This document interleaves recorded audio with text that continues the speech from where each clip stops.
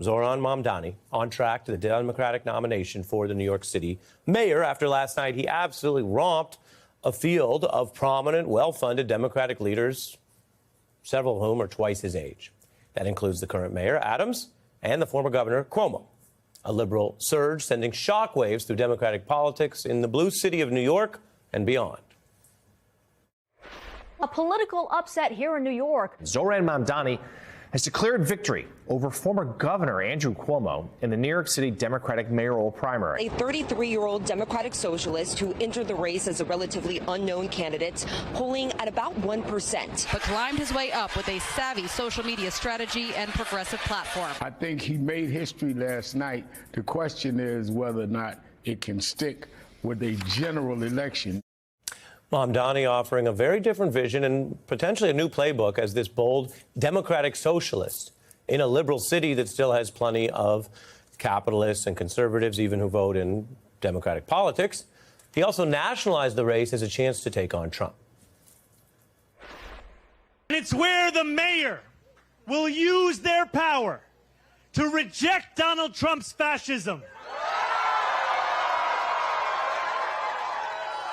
to stop masked ICE agents from deporting our neighbors, and to govern our city as a model for the Democratic Party. Now, if you haven't heard much about this liberal upstart, you're not alone.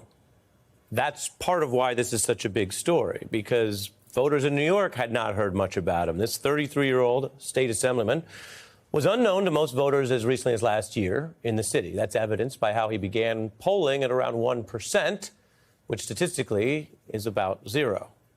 But now sailed to victory last night with 44% of the vote in New York system, which has several choices. But he had 44% of people's first choice in that system. The final tally will be formally finished next week.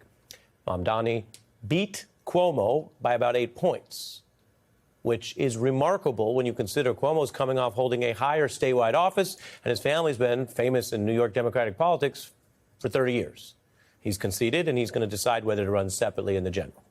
Now, Mamdani's win came with enthusiasm. Early voting more than doubled, with a huge influx of young voters who got engaged in what is still an obscure off-year primary, with more people in their 20s and early 30s casting ballots than any other group. That's unusual and is something Democrats need to replicate, no matter how they do it. The Times reports the candidate was relentlessly on message on affordability in a city where it is expensive just to work or live, let alone try to build a better life. This was an individual who, in a non-defensive way, was pushing his own viral messaging. A lot of young people found it compelling and authentic. It translated to votes. All of this percolating online.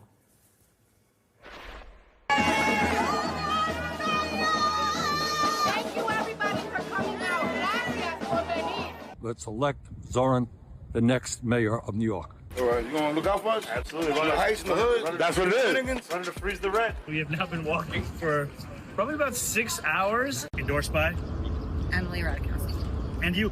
I love it. I love it. Knows his stats. Those are from the official campaign account. Mamdani using social media at regular events with canvassing rallies. There's no discussion anymore among serious political people about either or. Do you go door to door or do you go digital? But a lot of the winning campaigns are doing both. And that's nonpartisan because Trump certainly had a ground game with money and a heck of a lot of stuff they were doing online. Mamdani confronted Cuomo, both in formal events, but then used a mayoral debate that not many people watched to boost his key moment. One account noting it got over 10 million views, more people seeing his chosen moment than the whole debate in the primary. The other part of this is an old story. Sometimes when Democrats find new voices, whether they are elderly new voices like Bernie Sanders or truly young new voices, they seem in the elite and establishment circles to be upset that someone else is trying to do something different. A lot of top Democrats in the current party were backing Cuomo. President Clinton, who had a link to the family. Prominent New York City establishment Democrats. Out-of-state Congressman Jim Clyburn, who's widely respected, but was going with the old guard. And national Democrats, of all the things going on right now, decided they would stop Mamdani, which so far they haven't done in the primary, by funneling $25 million into one of those big super PACs for Cuomo. The Times reporting on that failed effort. Elected Democrats also said Mamdani is too extreme. Well, the voters will decide that over time. They cited, of course, the liberal economics, but that's something that Bernie and AOC have found has national support, and foreign policy views that include strong criticism of the Israeli government.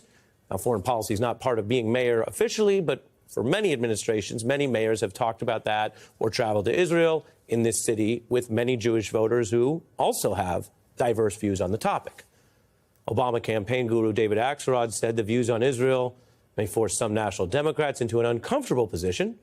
Politico reports he also could become a boogeyman to the Republican Party that wants to paint opponents as radical. And then you have the messaging at Fox News. Soon, America's biggest city could have a mayor who is not only a self-proclaimed socialist, I mean radical socialist. There are a lot of people out there that are looking at this and saying, this is the end for me in New York City. A guy like Mamdani and his radical socialist views running this city. This is terrible for Americans. He wants free buses, no-cost childcare, baby baskets to newborns. So that's what he stands for. Pretty scary. If you think the city is bad right now, just imagine if he gets into office. And yet, if you take some of the things that were just said without the scary tone and the word scary, apparently a high turnout election in New York City, which has a very informed electorate, by the way, didn't find free buses scary. Republicans are giving free tax cuts out to some of the richest people in the country.